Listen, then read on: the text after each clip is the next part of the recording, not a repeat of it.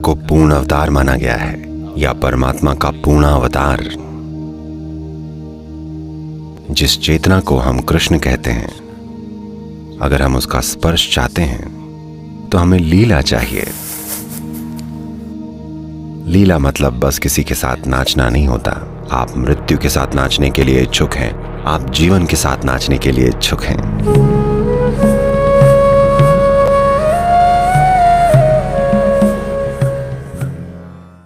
ऐसे बहुत ही कम लोग हुए हैं जो कभी भी अपने आप को उतनी जटिल परिस्थितियों में पाते हैं जितनी का सामना कृष्ण ने किया था।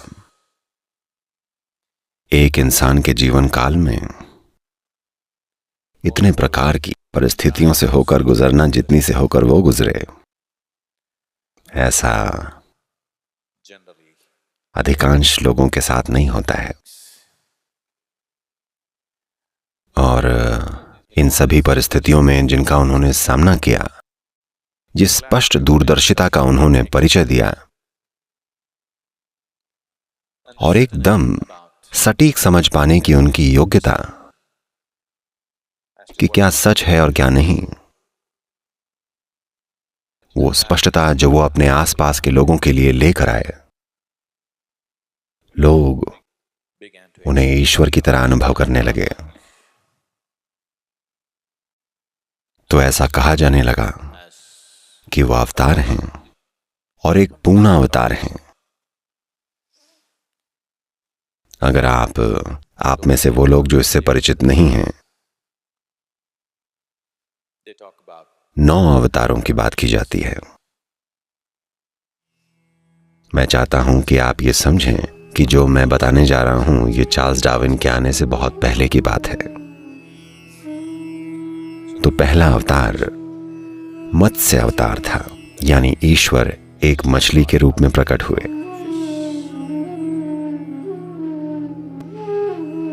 और आपको पता है, और अगला अवतार है कूर्म अवतार, मतलब एक कछुआ।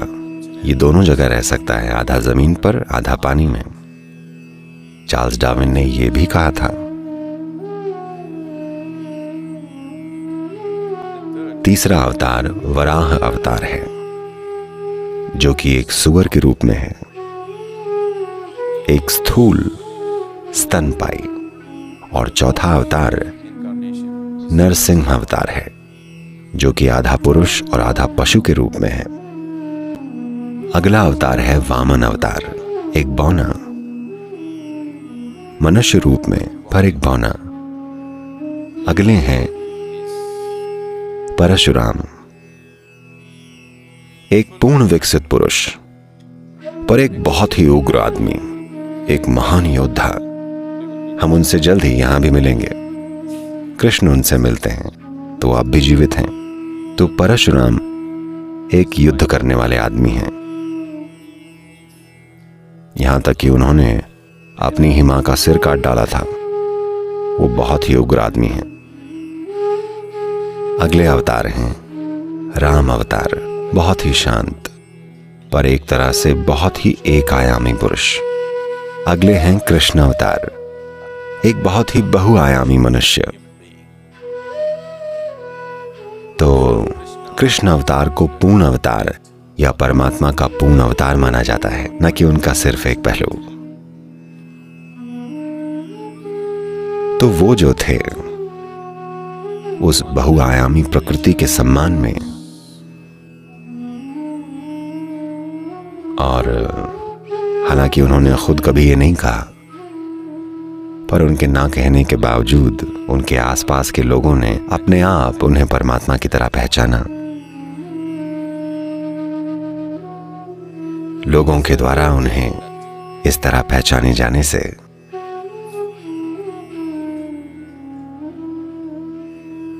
एक पूरी की पूरी संस्कृति विकसित हुई इस पहचान के इर्द गिर्द कि कृष्ण परमात्मा के पूर्ण अवतार हैं।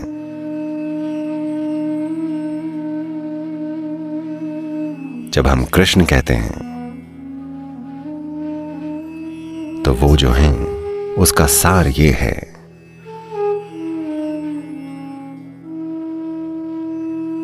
कि वो एक अदम्य बालक हैं,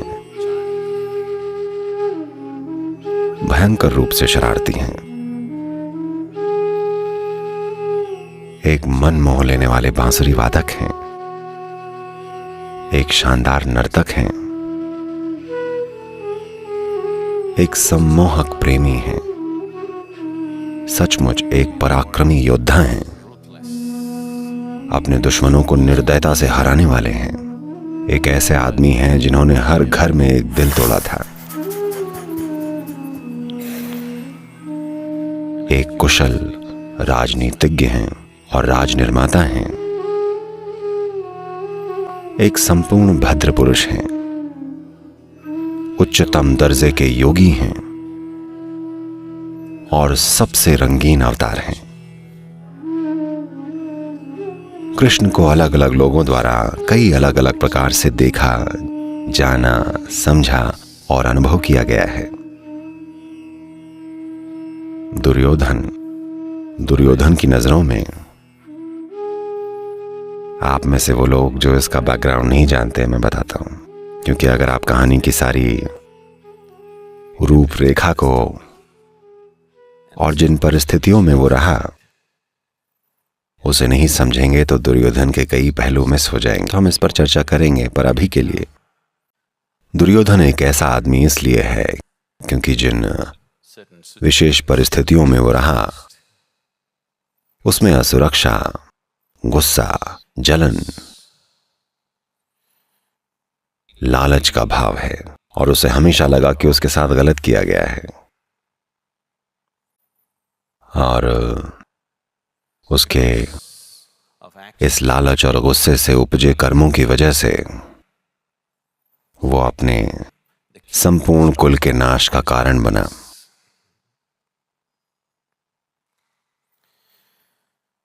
दुर्योधन के शब्दों में,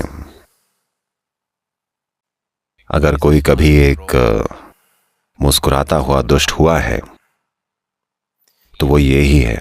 ये खा सकता है, पी सकता है, गा सकता है, नाच सकता है, प्यार कर सकता है, लड़ाई कर सकता है, बूढ़ी औरतों के साथ गप्पे मार सकता है, छोटे बच्चों के साथ खेल सकता है। कौन कहता है कि ये भगवान है? ये दुर्योधन की समझ है। शकुनी, जो धोखेबाजी और धूर्तता का एक जीता जागता मूर्त रूप है। शकुनी कहता है, माना कि वो एक भगवान है तो क्या हुआ? एक भगवान क्या कर सकता है? वो सिर्फ अपने उन भक्तों को प्रसन्न करता है जो उसे प्रसन्न करते हैं। बने रहने दो उसे भगवान। मैं उसे पसंद नहीं करता। और जब आपको कोई पसंद नहीं आता तो उसकी तारीफ करनी पड़ती है। ये चालबाजी है। राधे।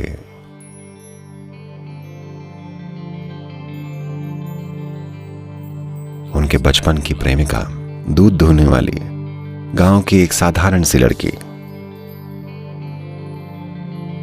पर ऐसा अटल प्रेम और भक्ति कि वो इतनी बड़ी बन गईं कि आज आप राधे के बिना कृष्ण की बात नहीं कर सकते। हम कृष्ण राधे नहीं कहते, हम कहते हैं राधे कृष्ण। वो ऐसी बन गईं, गांव की एक साधारण सी लड़की, चाहे वो जहां भी हो, चाहे वो जिसके भी साथ हो, वो तब भी मेरे साथ हैं। ये उनकी समझ है। वैंतेय, एक नौजवान जो गरुड़ों के प्रमुख का सबसे बड़ा बेटा था, जो गोमंतक पर्वतों पर रहता था। एक प्रखर नौजवान था, पर किसी बीमारी की वजह से वो पूरी तरह से अपाहिज हो गया था। ये अपाहिज नौजवान जब कृष्ण से मिला, कृष्ण ने उन्हें फिर से चला दिया। लड़की से वो कृष्ण के बराबर या उनसे भी ज्यादा महत्वपूर्ण हो गईं। वो कहती हैं, कृष्ण मेरे साथ हैं, वो हमेशा मेरे साथ हैं। तो वैनतेय ने कहा, वो ईश्वर हैं, वो ईश्वर हैं, वो ईश्वर हैं।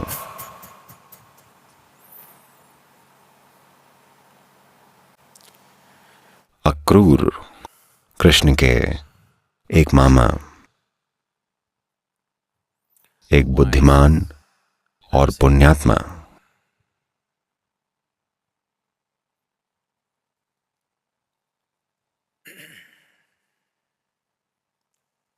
उन्होंने कृष्ण के लिए अपने बोध को इस तरह व्यक्त किया है, कृष्ण को जब मैं उन्हें देखता हूं, यह अनोखा छोटा सा बच्चा, तो मुझे सूर्य, चंद्रमा और 7 तारे उसकी परिक्रमा करते नजर आते हैं। जब वो बोलते हैं तो ऐसा लगता है कि जैसे ये शाश्वत वाणी हो। वही उम्मीद है। अगर इस दुनिया में कोई उम्मीद है तो वो ही वो उम्मीद है। शिखंडी एक प्रताड़ित इंसान, क्योंकि बचपन से ही उसके अंदर एक तरह की स्थिति रही। ये पूरी तरह से प्रताड़ित आत्मा है। तो शिखंडी ने कहा, कृष्ण ने मुझे कभी कोई उम्मीद नहीं दिखाई, पर जब वो होते हैं तो उम्मीद की मंद हवा हर किसी को स्पर्श करती है। मैं इस तरह बोलता जा सकता हूं। अलग अलग लोगों ने उनके अलग अलग पहलुओं को देखा कि वो कौन हैं। किसी के लिए वो ईश्वर हैं, किसी के लिए वो धूर्त हैं, किसी के लिए वो एक प्रेमी हैं, किसी के लिए एक योद्धा हैं। वो बहुत कुछ हैं। अगर हम उस तत्व का स्वाद लेना चाहते हैं, उसे जानना चाहते हैं जिसे हम कृष्ण कहते हैं, वो चेतना जिसे हम कृष्ण कहते हैं, अगर हम उसके स्पर्श में आना चाहते हैं तो हमें लीला चाहिए। Here we are for the Leela.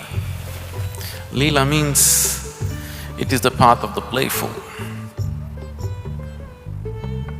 This is not for the serious times. Are you? यहां हम लोग लीला के लिए हैं। लीला मतलब ये खेल भाव का मार्ग है। ये गंभीर किस्म के लोगों के लिए नहीं है। आप हैं? क्योंकि जब मैं खेल की भावना कहता हूं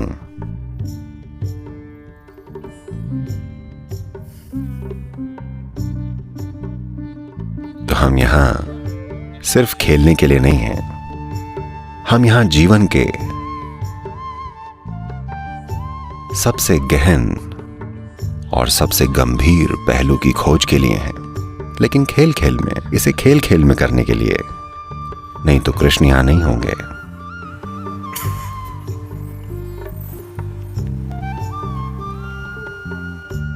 भला क्यों जीवन के सबसे गहन आयाम लोग चूक जाते हैं? क्यों दुनिया की एक बड़ी आबादी इनसे चूक जाती है? क्योंकि उन्हें नहीं पता कि खेल की भावना में कैसे रहा जाए। अगर आप इस मार्ग की खोजबीन खेल खेल में करना चाहते हैं, अगर आप खेल भाव में होना चाहते हैं, तो आपको एक प्यार भरा दिल, एक प्रसन्न मन और एक जीवंत शरीर चाहिए होगा। नहीं तो कोई लीला नहीं होगी। अगर इंसान को अपने जीवन के सबसे गहन आयाम की खोज खेल खेल में करनी है तो उन्हें अपनी जागरूकता, अपनी कल्पना, अपनी याददाश्त, अपने जीवन, अपनी मृत्यु के साथ खेलने को तैयार रहना चाहिए। जब वो हर चीज के साथ खेलने को तैयार होंगे, सिर्फ तभी लीला होगी। किसी के साथ सिर्फ नाच लेना लीला नहीं है। आप मृत्यु के साथ भी नाचने के लिए इच्छुक हैं। आप जीवन के साथ नाचने को इच्छुक हैं। आप अपने दुश्मन के साथ भी नाचने को इच्छुक हैं। आप उनके साथ भी नाचने को इच्छुक हैं जिनसे आप प्रेम करते हैं। आप अपनी मृत्यु के आखिरी पल में भी नाचने को इच्छुक हैं। सिर्फ तभी लीला होती